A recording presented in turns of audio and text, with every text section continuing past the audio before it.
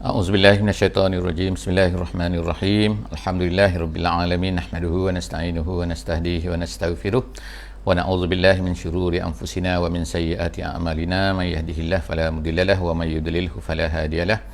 Nashhadu an la ilaha illallah wa nashhadu anna Muhammadan 'abduhu wa rasuluhu. Allahumma shalli ala sayidina Muhammad wa ala alihi wa sahbihi ajma'in. Alhamdulillah, syukur pada Allah Subhanahu wa taala, salawat dan salam kita panjatkan kepada baginda Nabi sallallahu alaihi wasallam.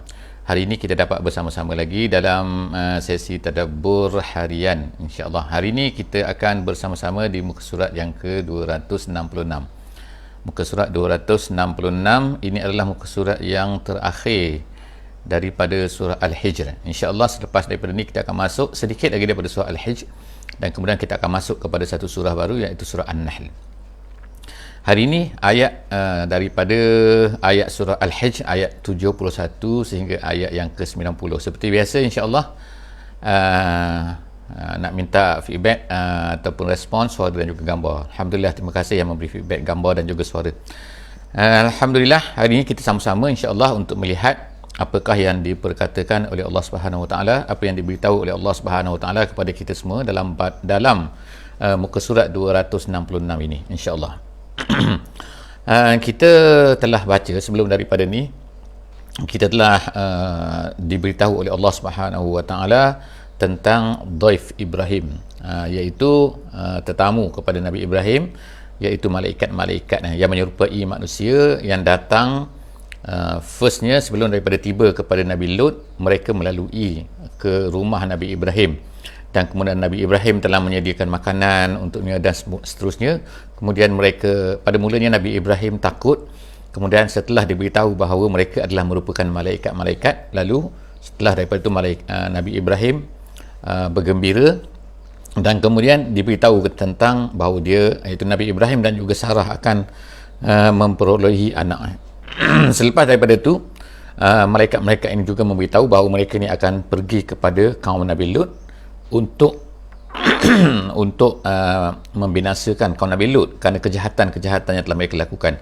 Dan selepas daripada itu lelaki ini, iaitu malaikat-malaikat dalam bentuk lelaki ini telah pergi kepada Nabi Lut alaihissalam, dan pada pertama kalinya Nabi Lut terkejut dan takut juga kerana dia tidak mengenali lelaki-lelaki ini. Dan selepas daripada itu kita telah baca dalam muka surat 265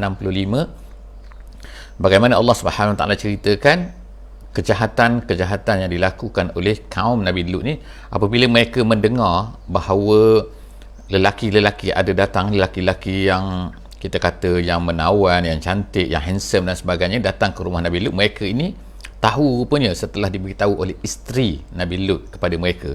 Jadi mereka datang beramai-ramai untuk mendapatkan lelaki-lelaki ini. Jadi kita telah sampai kepada part yang terakhir daripada kisah Nabi Lut, iaitu Nabi Lut ini merasa sangat sedih dan telah mengatakan bahawa janganlah kamu ini memalukan aku dan sebagainya. Sekarang kita sampai kepada muka surat 266 cerita tersebut. Jadi ayat 71 insya-Allah kita akan baca sedikit. A'udzubillahi minasyaitonirrajim. Bismillahirrahmanirrahim. Qala haula'i banati in kuntum fa'ilin la'amruka innahum lafi saqratihim ya'mahun. Sadaqallahul azim. Ayat 71 yang baru saja saya bacakan tadi adalah merupakan kata-kata Nabi Lut kepada mereka ini, iaitu Nabi Lut berkata, haula'i, mereka ini adalah banati. Dia kata banati maknanya anak perempuanku, iaitu Nabi Lut yang berkata kepada ni lelaki-lelaki daripada kaumnya yang datang ni beramai-ramai ni untuk mendapatkan malaikat-malaikat ni, jejaka-jejaka yang datang daripada luar ni, kenapalah kamu jangan buat macam ni, ini adalah tetamu-tetamuku, kamu jangan malukan aku, ini ada, dia kata, anak-anak perempuanku. Kata Nabi Lut di sini, dia kata haula ibanati, ini adalah anak-anak perempuanku. Siapakah yang dimaksudkan dengan kata-kata Nabi Lut ini, anak-anak perempuanku ni? Adakah anak-anaknya sendiri ataupun semua sekali perempuan-perempuan yang ada? Kenapalah kamu ni sibuk dengan nak sangat kepada apa ni kita kata Waalaikumsalam warahmatullahi wabarakatuh. Kenapalah kamu nak sangat dengan lelaki ni? Bukankah ada perempuan yang ramai? Jadi ulama tafsir mempunyai dua pendapat lah dalam menafsirkan banati. Adakah banati itu maksudnya adalah anak-anak Nabi Lut yang sebenar? Anak Nabi Lut tak ramai, tapi ataupun maksud yang kedua sebagaimana disebutkan oleh ulama tafsir adalah maksud banati adalah maksud perempuan-perempuan, iaitu sebab dia anggap bahawa semua perempuan-perempuan adalah merupakan anak-anaknya. Nabi Lut merasakan bahawa semua tu mereka tu adalah anak-anaknya. Jadi kan perempuan ada, maksudnya katakan, kenapalah kamu ni, kalau kamu nak sangat kan, kamu nak sangat melepaskan nafsu kamu dan sebagainya, in kuntum fa'ilin, kalau kamu nak buat, kenapa kamu buat dengan lelaki? Itulah maksudnya kan, kahwin saja dengan perempuan dan kemudian kamu bersama-sama dengan isteri kamu. Tu kata Nabi Lut dalam ayat 71 ni. Jadi selepas daripada tu kita masuk ayat yang ke-72 ayat 72. Allah Subhanahu Wa Taala berkata la'amruka.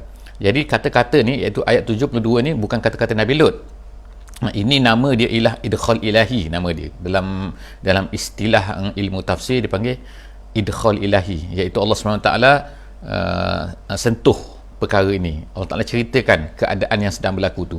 La'amruka. La'amruka tu satu sumpah, iaitu sumpah daripada Allah Subhanahu Wa Taala. Allah Ta'ala bersumpah, kalau ikutnya la'amruka, ka tu ialah kamu Muhammad, demi Allah lah, maksudnya demi umur kamu kalau ikut terjemahannya kan, tapi maksudnya ialah Allah Ta'ala bersumpah, iaitu innahum, Allah Ta'ala berkata bahawa innahum, kaum Nabi Lut ni pada masa tu ni lafi sakratihim, dalam keadaan mabuk ya'mahun, makna terumbang-ambing, makna dah tak sedar diri dah. Jadi macam orang mabuk kan, orang mabuk ni tak sedar diri. Maka begitulah juga keadaan kaum Nabi Lut pada masa tu. Mereka ni seolah-olah macam tak sedar diri dah, macam tak boleh dengar dah, tak boleh fikir dah, tak boleh guna fikiran dah. Sebab apa?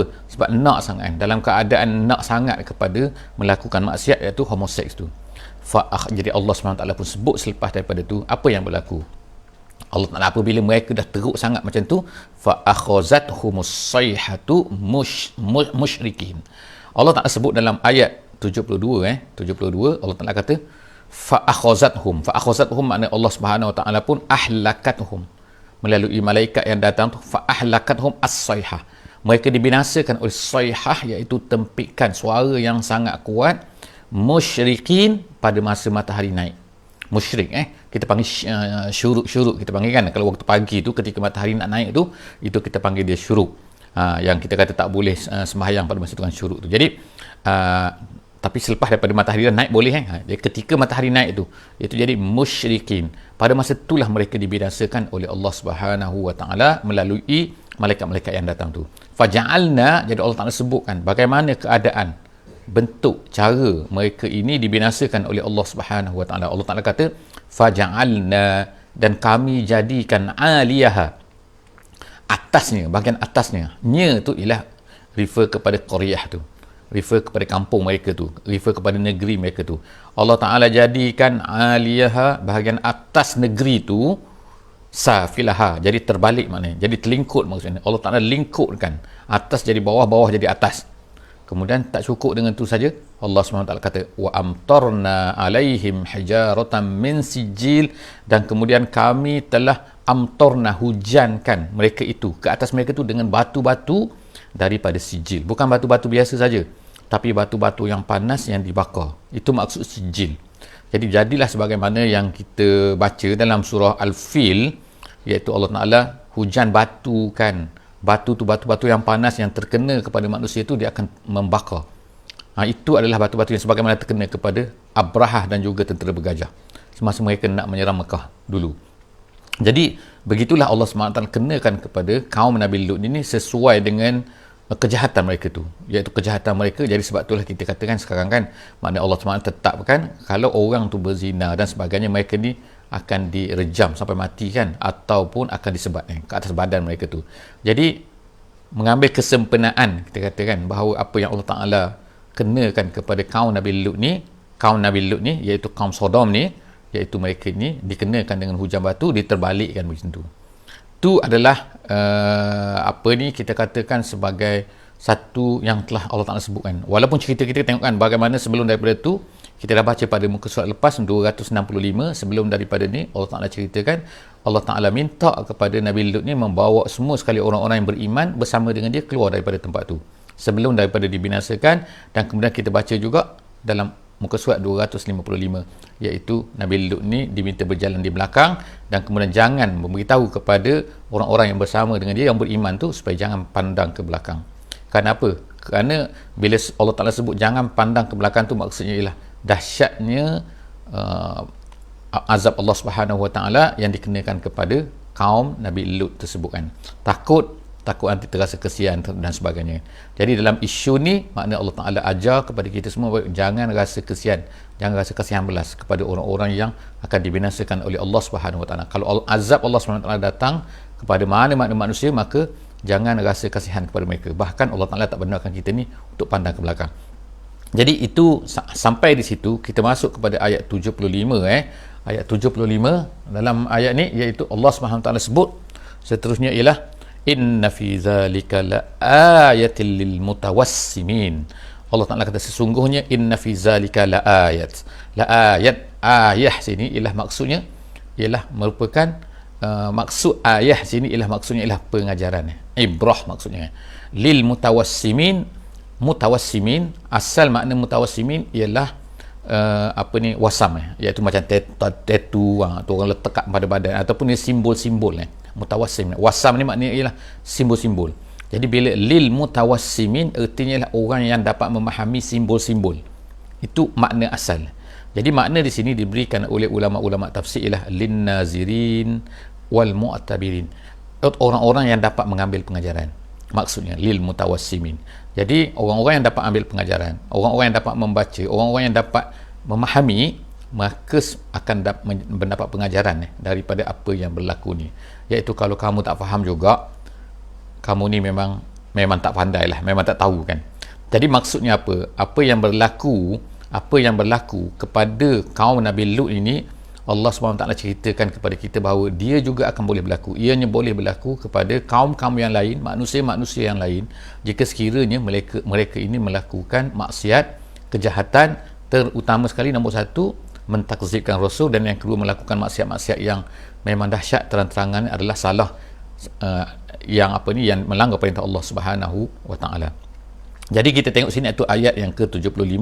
Seterusnya kita tengok ayat yang ke-76, insya-Allah. Ayat yang ke-76 Allah Subhanahu Wa Ta'ala sebut, Allah Ta'ala kata inna fi minta maaf wa innaha la bisabilim muqim. Allah Ta'ala kata, dan ianya, wa innaha, apa yang berlaku nombor satu, Allah Ta'ala kata adalah ayat, merupakan tanda-tanda, merupakan ibrah, merupakan pengajaran kepada mutawassimin. Yang keduanya Allah Ta'ala kata wa innaha labisabilin muqim. Ianya, iaitu apa yang berlaku tu, apa yang ditinggalkan tu, apa yang telah ditinggal, iaitu kalau kita tengok sekarang pun akan ada, iaitu satu benda yang dinamakan sebagai laut mati di negeri Jordan, di antara negeri Jordan dengan Palestin tu ada satu tempat nama dia laut mati, iaitu kawasan laut yang sangat-sangat masin dan di mana orang boleh terapung dalam tu. Dan disitulah dikatakan tempat kaum Sodom itu dibinasakan, dan tempat itulah merupakan tempat di mana Allah Ta'ala mengazabkan orang-orang kaum Nabi Lut ni. Jadi itu tu perkara tu, innaha la bisabilin, maknanya benda tu adalah bisabil. Sabil tu maknanya jalan, muqim tu maknanya wujud masih kekal lagi sampai sekarang ni, al-baqi maksud dia. Jadi la bisabilin muqim maksudnya ialah jalan yang dilalui oleh orang-orang Arab Quraisy. Orang boleh tengok kan, manusia boleh tengok tempat tu, jalan tu, maknanya tempat tu boleh dilalui, boleh dilihat, mungkin dah masih kekal sampai hari ini. Jadi itu adalah pengajarannya. Kemudian inna fi zalika, Allah Ta'ala sebut lagi, inna fi zalika la ayatan lil mu'minin. Sesungguhnya itu semua tu, iaitu ayat 77 ayat 77 Allah Ta'ala, inna fi zalika la ayatan lil mu'minin. Kepada orang mukmin adalah dia menjadi tanda, kepada orang mukmin dia adalah menjadi ibrah, menjadi pengajaran. Jadi kalau orang tu tak beriman, susahlah kita katakan. Sebab apa? Tak percaya kepada Allah, tak percaya pada kekuasaan Allah, tak percaya. Dia akan rasa ini adalah geografi, ini adalah kejadian nature, ini adalah macam-macam lah penafsiran manusia ni kan terhadap benda-benda yang ada di atas muka bumi. Tapi bagi orang yang beriman dia lain. Dia percaya, kita yakin bahawa semua benda ni adalah merupakan hasil daripada apa azab Allah Subhanahu Taala ke atasnya. Samalah seperti kita tengokkan kaum peninggalan di contohnya di Arab Saudi ada al-ula, iaitu madain soleh kan, peninggalan kaum soleh kan.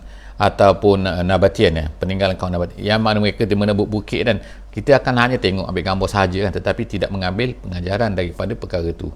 Sebab orang yang tak beriman memang tak percaya kepada perkara-perkara azab Allah Subhanahu Wa Taala dan sebagainya kan. Seterusnya Allah Taala kata wa in kana kemudian Allah Taala sebut lepas itu wa in kana ashabul aikati la zalimin. Allah Taala sebut pula cerita seterusnya, iaitu ashabul aikah. Wa in di sini ialah wa inna innahu. In sini bukan in jika, bukan maknanya jika, tapi in sini maknanya ialah sesungguhnya kana ashabul aikah, penduduk aikah. Aikah ni artinya ialah kaum Nabi Syuaib alaihi salam. Tempat ni ialah dekat dengan Madian, dan Madian ni dikatakan bahawa satu tempat yang berada hampir dengan Tabuk sekarang ni, di Arab Saudi lah, di utara Arab Saudi tu, hampir dengan negeri Jordan, dekat dengan laut Laut Merah. Jadi itu adalah dipanggil ashabul aikah. Mereka ni tinggal di satu tempat bernama Madian, hampir dengan Madian. Aikah tu ertinya dalam bahasa biasa ialah tempat yang semak samun, iaitu banyak pokok, maknanya banyak pokok yang kita kata berluka dan sebagainya. Itu makna terjemahan kepada aikah. Jadi ashabul aikah, orang yang tinggal di tempat yang mempunyai banyak pokok. Jadi Allah Subhanahu Wa Taala kata sini, sesungguhnya ashabul aikah ini adalah merupakan kaum yang zalim. Kenapa zalim? Di tempat lain diceritakan bagaimana kejahatan mereka, iaitu mereka ni tidak apabila mereka berniaga, mereka ni akan membuatlah kan sebagaimana lil mutaffifin, wailul lil mutaffifin, sebagaimana Allah Taala sebut dalam surah Mutaffifin. InsyaAllah kita akan boleh refer nanti kan. Dalam cerita ni, cerita ringkas sahaja, ashabul aikah ni dikata Allah zalimin fantaqamna minhum. Lalu Allah Taala balas mereka ini, mengambil tindakan terhadap mereka ini. Wa innahuma labi imamin mubin.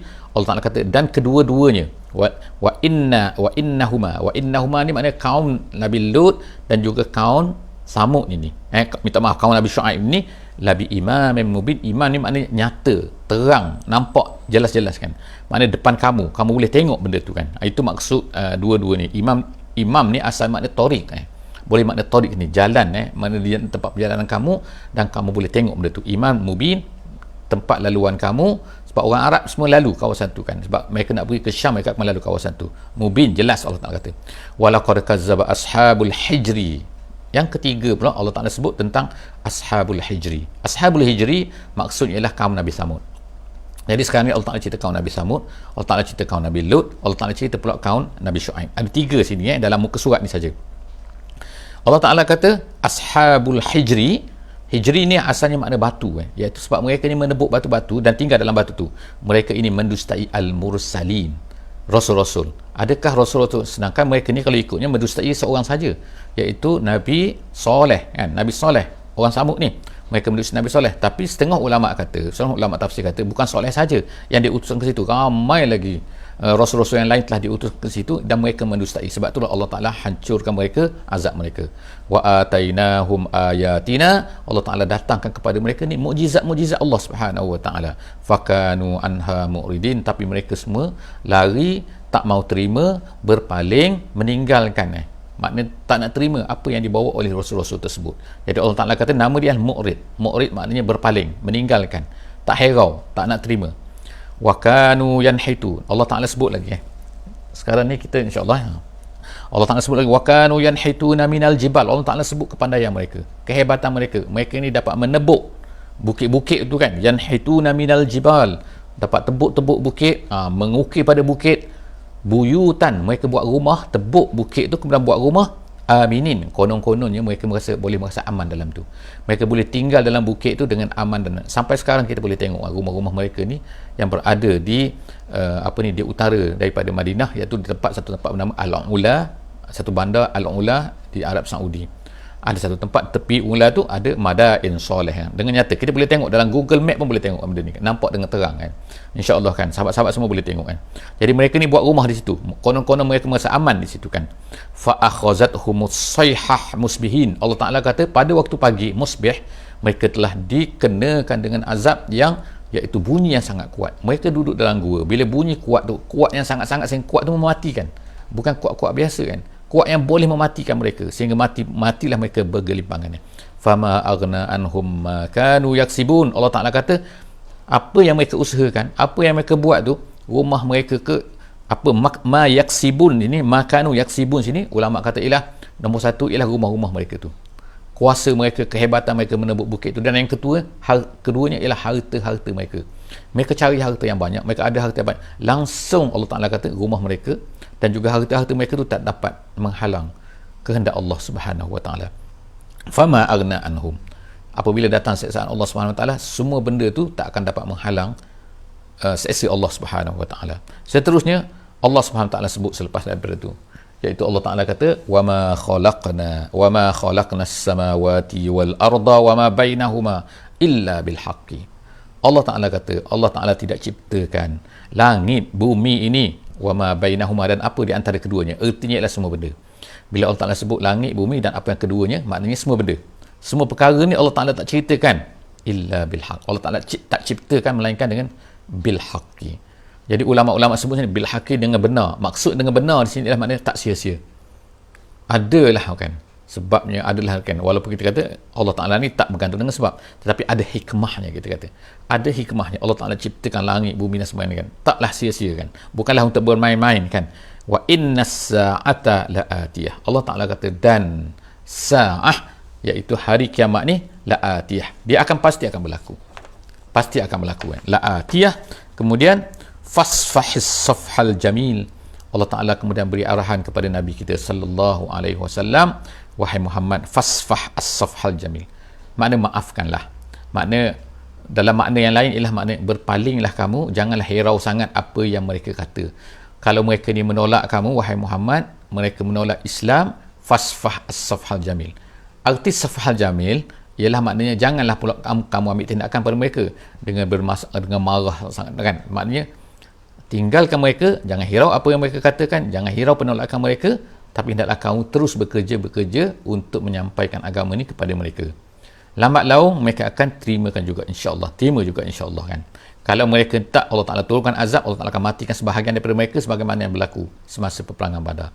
Tapi selepas itu ada sebahagian daripada mereka akan terima Islam, sebagaimana Abu Sufyan, Khalid bin Al-Walid, Ikrimah bin Abi Jahal dan juga lain-lain lagi. Jadi Allah SWT kata fasfah as-safhal jamil. Saat ini kamu berada di Mekah, maka berilah kemaafan kepada mereka, jangan hiraukan mereka, teruskan kerja kamu. Inna rabbaka huwal khallaqul alim.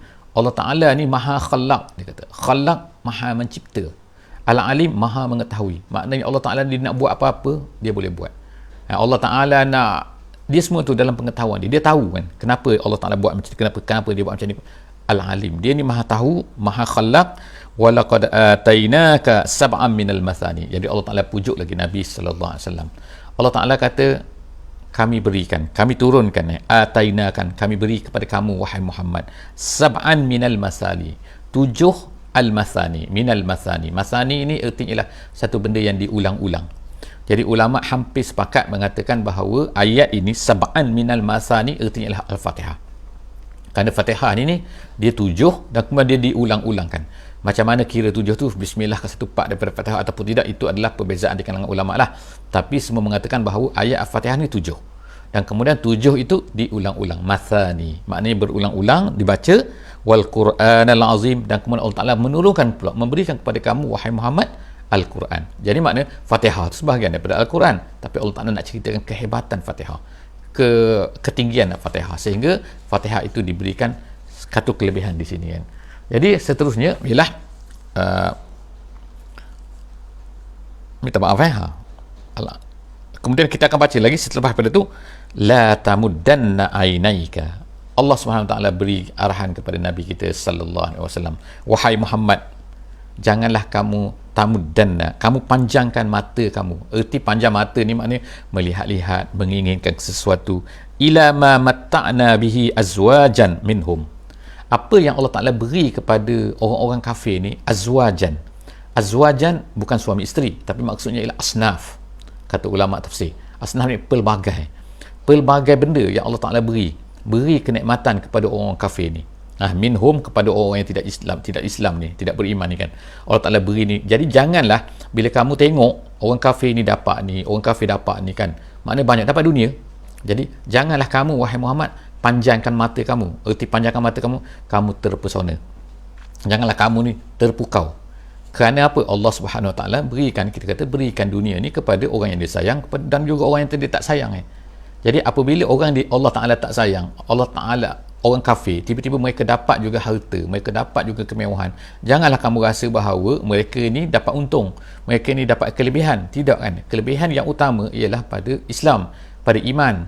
Orang yang dapat iman itu. Jadi Allah Ta'ala larang kan. Allah Ta'ala juga melarang kita, ingat kan, bahawa kita ni kan jangan juga terpesona kan. Apabila kita melihat bahawa apa, ada kita tengok kan, maknanya orang kafir ni akan dapat benda tu. Jadi Allah Ta'ala kata wala tamuddanna ainaika ila ma matta'na bihi azwajan, kepada apa-apa yang kami beri nikmat, matta'na, kami beri keseronokan kepada orang-orang minhum, daripada orang kafir. Kemudian wala tahzan alaihim, dan kemudian seterusnya jangan kamu sedih terhadap mereka. Sedih kenapa? Sedih kalau mereka tidak beriman. Maknanya kalau Allah Ta'ala nak seksa mereka, Allah, jangan kamu sedih. Apabila kamu telah menyampaikan, kamu melaksanakan tanggungjawab kamu, menyampaikan agama, menyampaikan Islam kepada mereka, dan kemudian mereka ni tak terima, wala tahzan alaihim, jangan kamu sedih terhadap apa yang berlaku ke atas mereka. Allah Ta'ala nak seksa mereka, Allah Ta'ala nak azab mereka, jangan kamu sedihkan. Jangan kamu sedih. Yang penting ialah kamu fikir, adakah kamu telah menyampaikan agama ataupun tidak kan? Seterusnya Allah Ta'ala kata waqfid janahaka lil mu'minin, kepada orang mukmin pula kamu hendaklah ikhfid janahak. Ikhfid janahak maknanya ialah merendah diri, maknanya menyayangi, maknanya semua perkara-perkara macam tu kan. Maknanya janganlah takabur sama orang beriman ya. Tetapi dengan orang kafir tu jangan kamu sedih, jangan kamu tamuddanna ainaik, kamu rasa kagum dengan apa yang Allah Ta'ala beri kepada mereka. Kepada orang beriman, sayangilah kepada orang beriman, dan juga kepada apa yang berlaku kepada orang kafir itu, biarlah itu memang Allah Ta'ala adalah hikmahnya kenapa Allah Ta'ala berikan, Allah Ta'ala nak jadikan mereka itu istidraj ke dan macam-macamnya, itu terpulanglah kepada Allah Subhanahu Wa Ta'ala. Wa qul inni anan nazirul mubin, dan katakanlah wahai Muhammad, ini tugas kamu. Tugas kamu wahai Muhammad, katakan, kita katakan kepada kita semua juga pada hari ini ialah katakan kan, kami ini waqul inni anan nazirul mubin, penegasan Allah Ta'ala tu, inni sesungguhnya, ana lagi an-naziru, memberi peringatan saja, memberi khabar saja kan, bahawa kalau kamu melanggar perintah Allah Subhanahu Wa Ta'ala, kamu akan terkena begini, kena azab dunia, kena azab akhirat dan sebagainya. Al-mubin, kena jelas, maknanya an-nazir al-mubin, an-naziru al-mubin, maknanya memberi peringatan, memberi penjelasan dengan jelasnya. Jangan kabur, jangan orang pun tak faham, jangan orang tak dengar kan, jangan. Jadi penafsiran kepada al-mubin ini makna banyak kan, iaitu dengan nyata, dengan jelas, dengan menggunakan semua saluran yang ada, menggunakan peralatan yang ada kan, sehingga apa yang kita nak sampaikan ni jelas kepada semua orang, supaya semua orang tu dapat dengar, semua dapat dan kemudian terpulanglah kepada mereka. Mereka nak terima tak nak terima kan, tu terpulang kepada mereka selepas daripada kita dah sampaikan.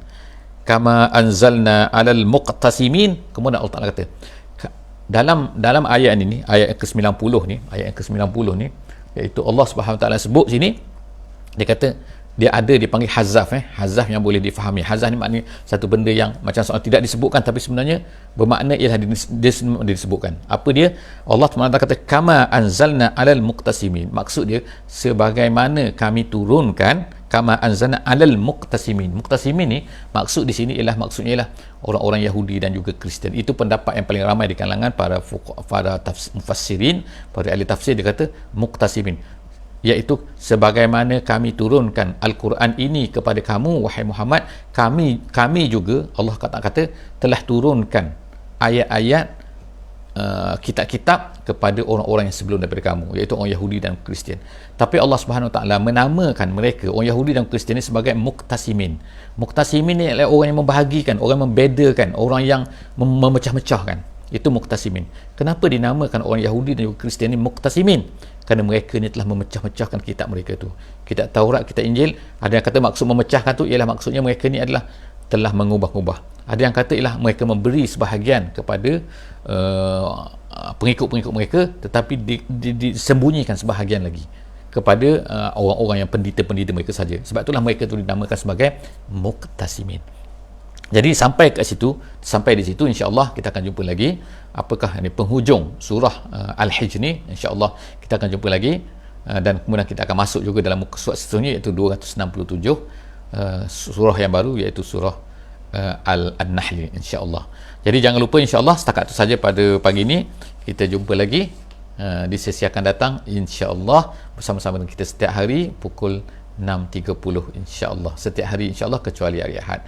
Jangan lupa untuk share, jangan lupa untuk komen, follow, subscribe dan beritahu kepada kawan-kawan semua insya-Allah link kita ni. Moga-moga kita akan mendapat rahmat dan mendapat pahala daripada Allah Subhanahu wa taala. Aqul qouli hadza wa astaghfirullahal azim li wa lakum. Bismillahirrahmanirrahim. Wal 'asri innal insana lafi khusr illa allazina amanu wa 'amilus shalihat wa tawasaw bil haqqi wa tawasaw bis sabr. Assalamualaikum warahmatullahi wabarakatuh.